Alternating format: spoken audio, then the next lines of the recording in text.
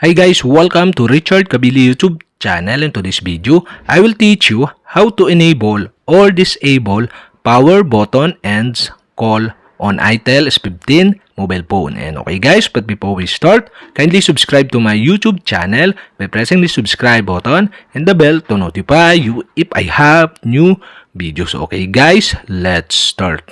So okay guys, here in your itel S15 mobile phone, you'll have to do is go to settings. In settings, scroll down again and go to system.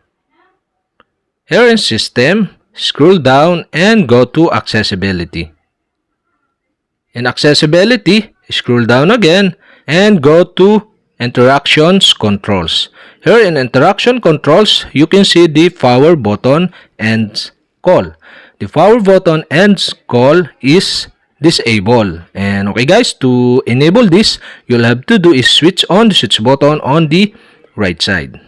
And that's it. Okay, you have successfully enabled the power button and call. And okay guys, to disable again, you'll have to do is switch off the switch button on the right side to disable.